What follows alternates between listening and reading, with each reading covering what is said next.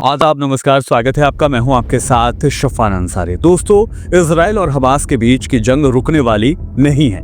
ऐसा इसलिए क्योंकि इजराइल के पीएम नेतन्याहू के तेवर से ये साफ पता चल रहा है। दरअसल दोस्तों, इजराइल के प्रधानमंत्री बेंजामिन नेतन्याहू ने मंगलवार को यानी कि गुज़िश्ता रोज एक बड़ा ऐलान कर दिया है। उन्होंने ऐलान करते हुए कहा है कि गाजा में चल रही जंग को रोकने का उनका फिलहाल कोई इरादा नहीं है। भले ही हमास के साथ बंधकों की रिहाई के लिए कोई समझौता हो जाए, लेकिन इजराइल हमास को नहीं बख्शेगा। उन्होंने साफ किया है कि अगर हमास बंधकों को रिहा करता है तो इजराइल उन्हें स्वीकार जरूर करेगा, लेकिन इसके बाद भी सैन्य कार्रवाई यूं ही जारी रहेगी। नेतन्याहू ने कहा है कि हम बंधकों को लेंगे और फिर हम आगे बढ़ेंगे, लेकिन जंग को रोकने का कोई रास्ता नहीं है। दोस्तों, नेतन्याहू के इस ताज़ा बयान ने हाल के दिनों में गाजा में युद्ध विराम यानी जंग बंदी की उम्मीदों को एक बड़ा झटका जरूर दे दिया है। ये बयान ऐसे वक्त में आया है जब हमास ने सोमवार को यानी पीर को ही एक अमेरिकी इजरायली बंधक एडन अलेक्जेंडर को रिहा कर दिया था। इसे अमेरिकी राष्ट्रपति डोनाल्ड ट्रंप के प्रति सद्भावना के तौर पर देखा गया था। ट्रंप ने इसको लेकर पहले ही उम्मीद जाहिर की थी कि सोमवार को इजरायली अमेरिकी सैनिक एडन अलेक्जेंडर की रिहाई 19 महीने से चल रही जंग को रोकने की दिशा में एक अहम कदम साबित होगी। इस रिहाई के बाद मिस्र, कतर, अमेरिका और हमास के बीच 4 पक्षीय वार्ता के जरिए युद्ध विराम की संभावनाएं बढ़ती दिख रही थी।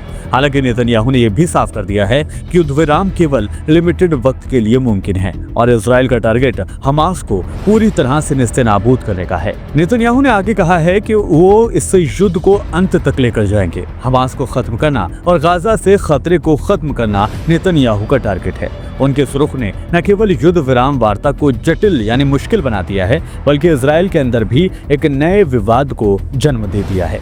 वहीं नेतन्याहू के इस बयान के बाद हमास ने कहा है कि वो बाकी बचे बंधकों को तभी रिहा करेगा जब ज्यादा तादाद में फिलिस्तीनी कैदियों को रिहा किया जाएगा, स्थायी युद्ध विराम होगा और गाजा से इजराइल की वापसी होगी।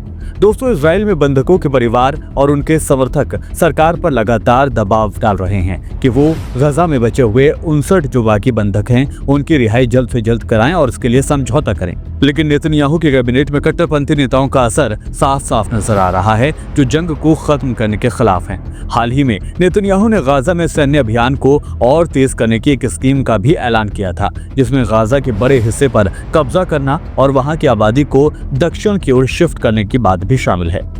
इजरायली सेना के प्रवक्ता जनरल एफी डेफ्रिन ने कहा है कि नया सैन्य अभियान बंधकों की रिहाई को अहमियत देगा।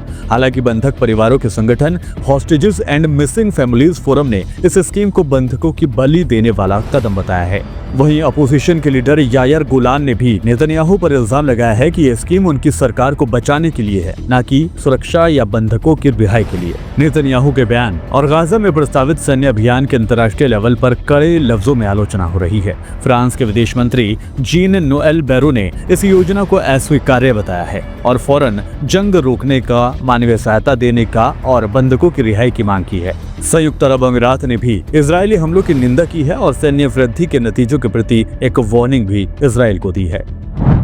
देखा जाए तो दोस्तों, गाजा में लगातार हालात बिगड़ रहे हैं। फिलिस्तीनी स्वास्थ्य मंत्रालय ने बताया है कि 18 मार्च के बाद से इजरायली बमबारी में 2500 से ज्यादा फिलिस्तीनियों की अब तक मौत हो चुकी है। इजराइल ने 2 मार्च से गाजा में सभी मानवीय सहायता को पूरी तरह से रोक दिया है, जिसे हमास ने भूखमरी जंग करार दिया है।